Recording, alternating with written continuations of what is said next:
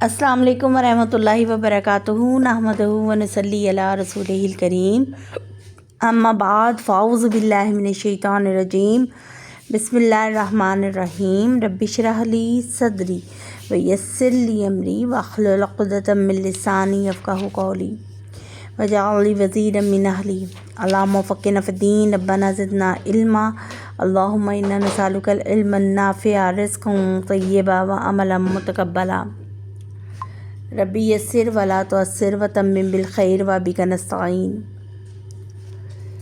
अल्लाहुम्मा इन्ना नसअलुकल आफ़ियता वल माफ़ा फ़िद दुनिया वल आखिरह आमीन सुम्मा आमीन। जी प्यारे अहल कुरान, आज जो हमारी सबक का आगाज़ होगा वो होगा आयत नंबर 98 पारा नंबर 12 सूरा हूद। अल्लाह ताला फरमाते हैं यक़दुमु कौमहु यौमल क़ियामह। अब ये जो हालात बताए अल्लाह ने जिस बस्ती के, वो कौम यानी शुएब थी, अहले मदियन थे, और उसके बाद फ़िरौन का ज़िक्र अल्लाह ताला ने किया। अब अल्लाह ताला इस आयत में फरमा रहे हैं, आयत नंबर 98 में, कि वो क़यामत के दिन अपनी कौम के आगे आगे चलेगा और उन्हें जहन्नम के किनारे ला खड़ा करेगा।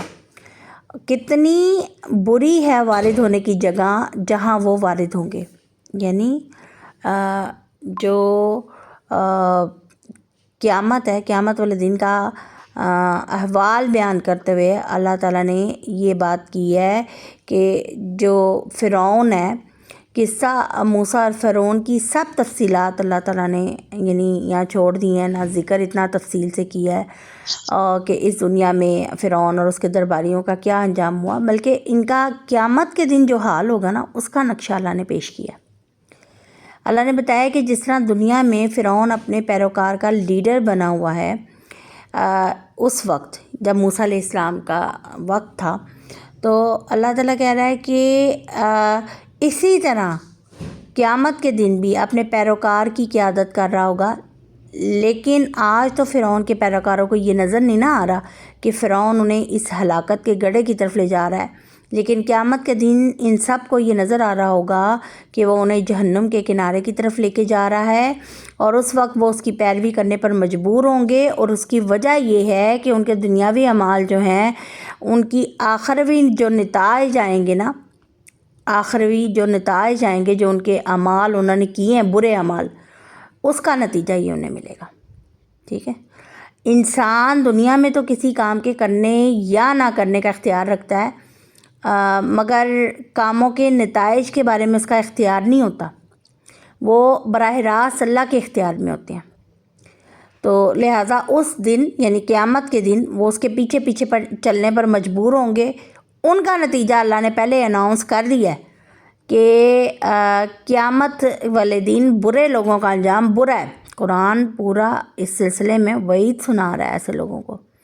और फिर क़यामत के दिन ऐसी क़यादत सिर्फ़ फ़िरौन से मुख्तस नहीं होगी, बल्कि हर कायद का अलग अलग झंडा होगा, और वो अपने पैरोकार के आगे आगे चलकर उन्हें उनकी मंजिल तक लेके जाएगा। कोई कायद जो है वो दुनिया में अल्लाह का फरमाबरदार और नेक बख्त था, तो वो अपने पैरोकार को लिए जन्नत की तरफ जाएगा, और बदकिरदार लीडर अपने पैरोकारों को जहन्नम की तरफ लेकर जा रहे होंगे।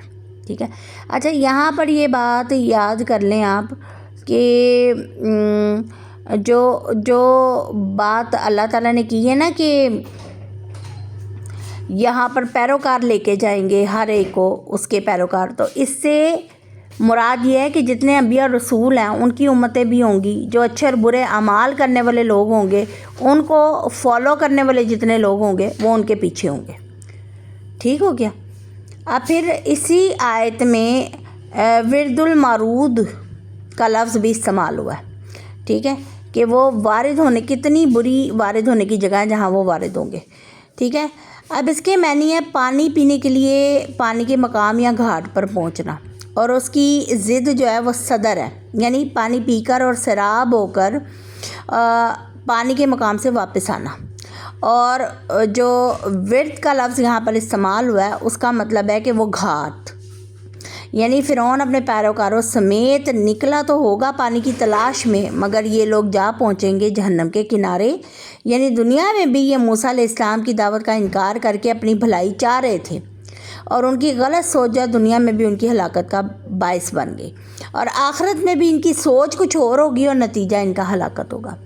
اچھا، اس سلسلے میں اکثر ہم ایک دعا کرتے ہیں نا، کلاس میں بھی اکثر دعا ہو جاتی ہے یہ، اور میں آپ سے بھی کہتی ہوں کہ ہمیشہ یہ اپنی دعاؤں میں دعا شامل رکھا کریں کہ اللہ تعالیٰ ہمیں ان تدبیروں پر چلا جن کا انجام بہترین ہے، اور جو تیری مضبوط تدبیریں ہیں جن کا انجام دنیا اور آخرت دونوں میں بہترین ہے۔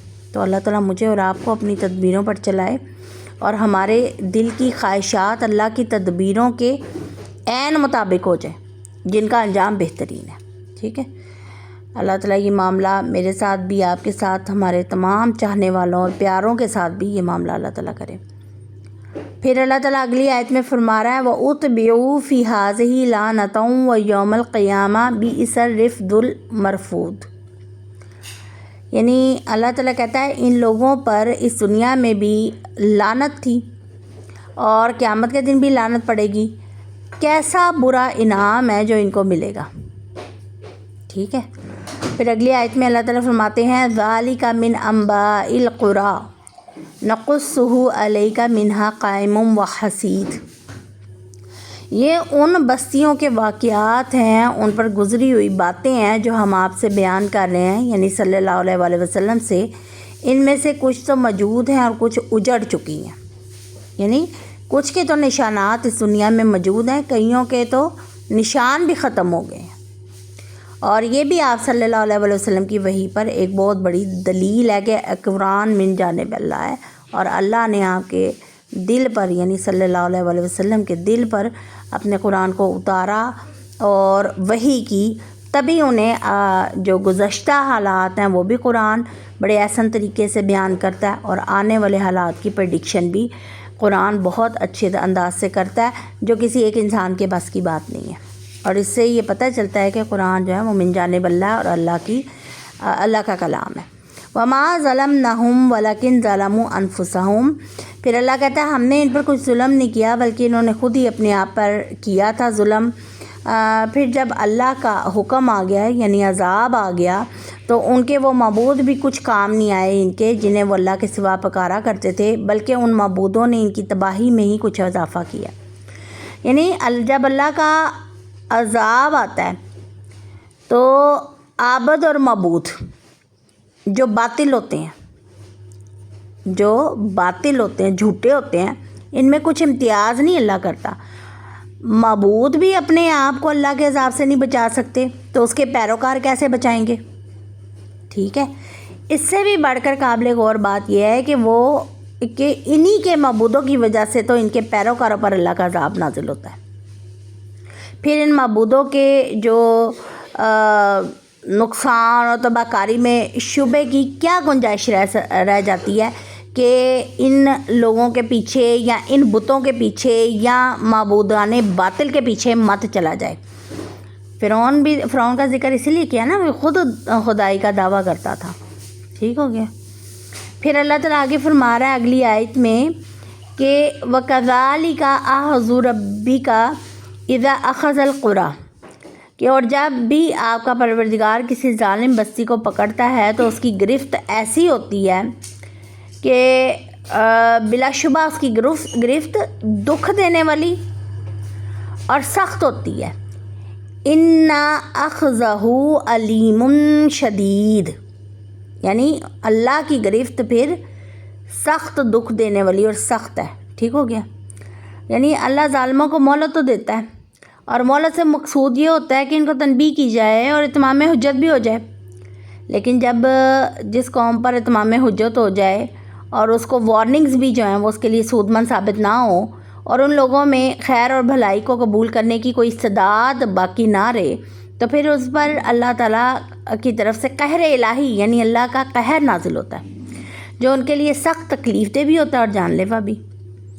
اور اس عذاب سے بسا اوقات آپ یہ دیکھیں کہ ابھی بھی آپ دیکھتے ہوں گے، اللہ تعالیٰ نے کہا ہے نا کہ زمین پہ چلو پھرو اور میری نشانیاں دیکھو اور عبرت حاصل کرو، کہ ایسی قوموں کا اللہ نے نام و نشان اس افاسیت سے مٹا دیا۔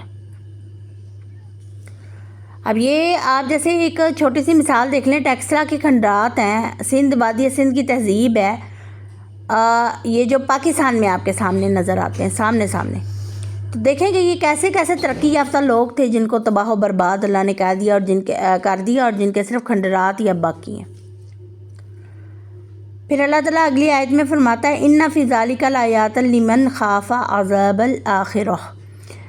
پھر اللہ کہتا ہے جو شخص آخرت کے عذاب سے ڈرے ان کے لیے بھی اس میں نشان عبرت ہے۔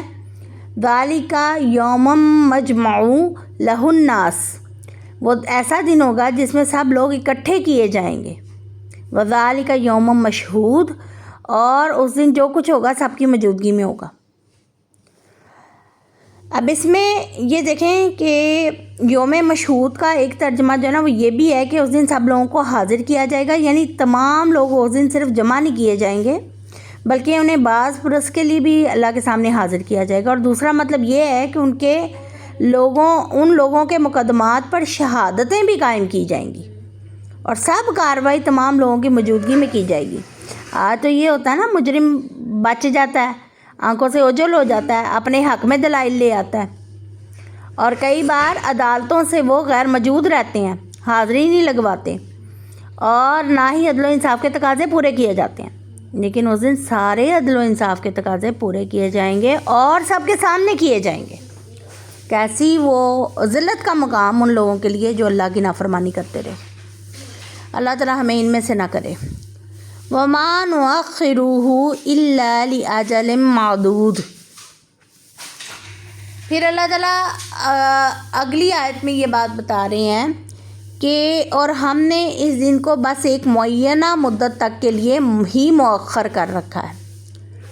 یعنی یہاں پر ایک بات اب حقیقت ہے، حدیث میں بھی آتا ہے کہ لا تقوم الساعة الا علی شرار الناس، یعنی قیامت اس وقت قائم ہوگی جب برائی اتنی عام ہو جائے گی کہ تمام نیک لوگ دنیا سے اٹھ جائیں گے یا اٹھا لیے جائیں گے۔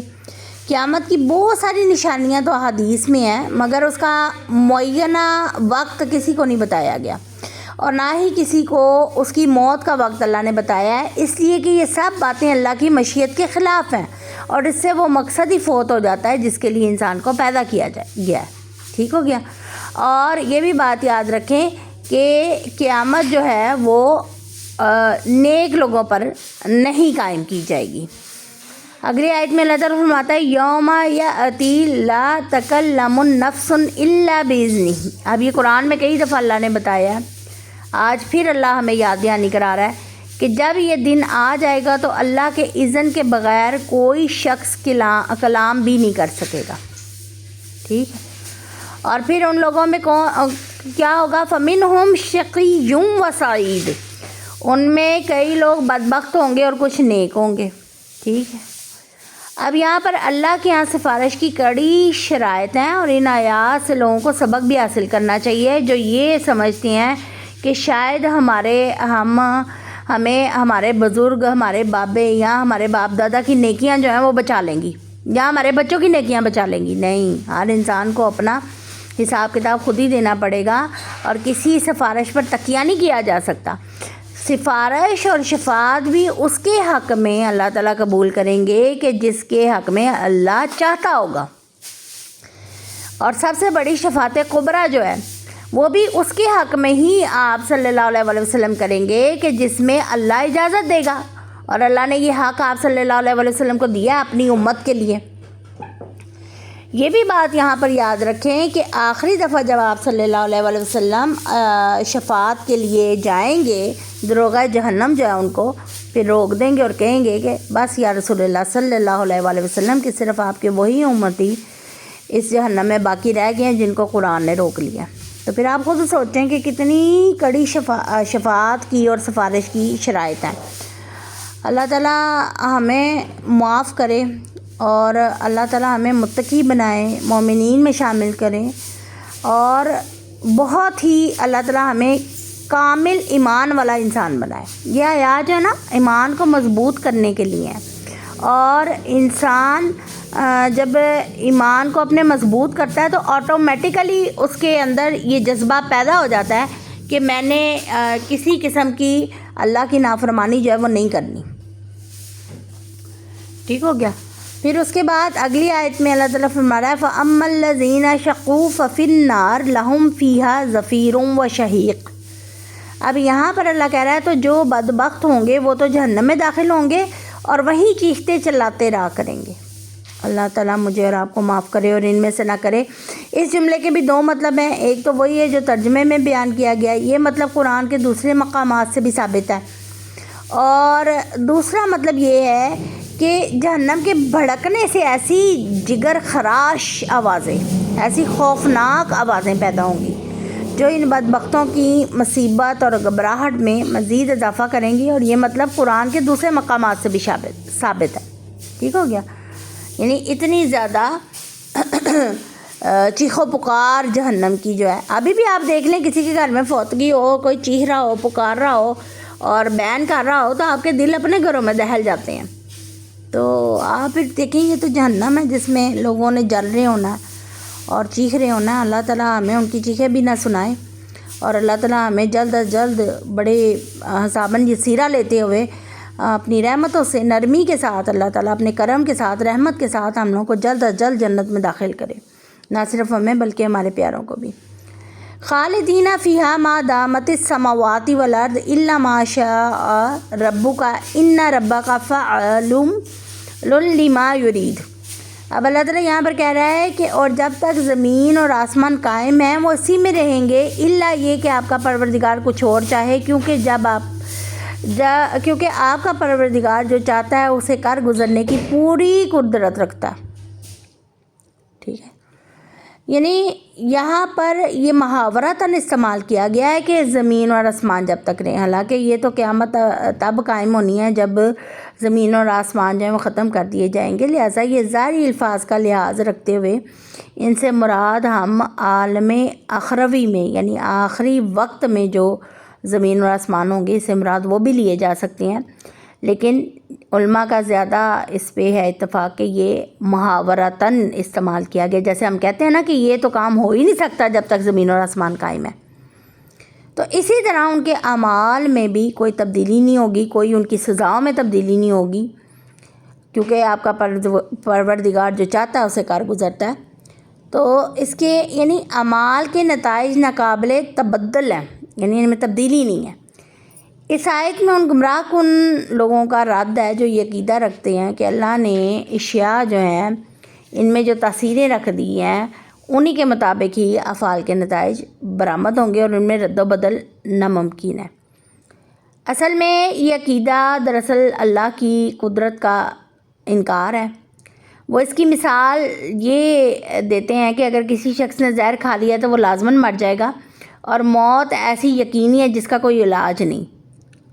جبکہ اہل سنت کا یہ عقیدہ ہے کہ اگر اللہ چاہے تو زہر کھانے والے کو بھی بچا سکتا ہے, اور اسی طرح اگر اللہ چاہے تو کسی مجرم کو تھوڑی بہت سزا دے کر یا سزا دیے بغیر بھی معاف کر سکتا. یعنی آل ان آل اللہ ہے, قدرت اللہ کی ہے, ہر چیز میں پاور کس کی ہے؟ اللہ کی. یہ ماننا, یہ عقیدہ رکھنا یہ اہل سنت والجماعت کا صحیح عقیدہ ہے. ٹھیک ہے. کئی لوگ ہیں جن کو کئی زہریلے جانور بھی کاٹ لیں تو موت نہیں آتی کیونکہ اللہ نے اس کی مقدر نہیں کی ہے. وَأَمَّا الَّذِينَ سُعِيدُوا فَفِي الْجَنَّةِ. اب اللہ تعالیٰ دوسری آیت میں فرما رہا ہے اور جو نیک بخت ہیں وہ اس وقت تک جنت میں رہیں گے جب تک زمین و آسمان قائم ہے, الا یہ کہ آپ کا پروردگار کچھ اور چاہے. یہ ایسی بخششیں ہوں گی جو کبھی منقطع نہیں ہوں گی. اب یہ مزید یعنی اللہ تعالیٰ دیکھیں کہ اس میں جیسے جیسے اللہ تعالیٰ ذکر کرتا ہے جہنم والوں کا, اللہ تعالیٰ جنت والوں کا بھی ذکر کرتا ہے. اب اس میں بھی تاکید کی گئی ہے کہ ان کے اعمال کے بدلے جو انہیں جنتیں ملیں گی ان میں کوئی تبدیلی نہیں ہوگی. ہاں اللہ کہ اللہ چاہے تو اس میں یہ ہے کہ اگر دعائیں بھی جو ایک دوسرے کے حق میں کی گئی ہوں گی, اور جیسے آپ کو پتہ ہے اس سے بھی درجات بلند ہوتے ہیں. پھر آپ یہ دیکھیں کہ جب کوئی اونچے درجے کے مسلمان ہوں گے اور وہ ان کی اولاد جو ہے وہ اپنی اولاد کے بغیر یا کچھ اولادیں اونچے درجے میں ہیں اور وہ اپنے پیرنٹس کے بغیر نہیں رہ سکیں گی، اور وہ اگر اللہ سے دعا کریں گے تو وہ پھر اللہ نے کیونکہ کہا ہے کہ جنت میں کوئی غم نہیں ہوگا اور کوئی دعا رد نہیں ہوگی، تو پھر اللہ تعالیٰ ان کو ویسے ٹرانسفر کر دیں گے۔ اور یہ اس سلسلے میں ہوتا ہے کہ اکثر ایسے بچے، نابالغ بچے جو فوت ہو چکے ہوں اور پھر وہ والدین کے لیے کفایت کرنے ہوں، تو پھر ان کے ذریعے سے بھی ان کے درجات والدین کے بلند کیے جائیں گے۔ ٹھیک ہو گیا پیاری سسٹرز، آج کے لیے اتنا ہی۔ اللہ تعالیٰ مجھے اور آپ کو، ہمارے پیاروں کو جنت کے وارثوں میں سے رکھے اور حساباً یسیرہ اللہ تعالیٰ عطا فرمائے۔ میری اور آپ کی تمام نیک دلی دعائیں اور حاجات اللہ تعالیٰ اپنی رحمت اور کرم سے پوری فرمائے۔ ربنا آتنا فی الدنیا حسنۃ وفی الآخرۃ حسنۃ وقنا عذاب النار۔ سبحان ربک رب العزۃ عما یصفون وسلام علی المرسلین والحمد للہ رب العالمین۔ سبحانک اللہم و بحمدک، اشہد ان لا الہ الا انت، استغفرک واتوب الیک۔ السلام علیکم ورحمۃ اللہ وبرکاتہ۔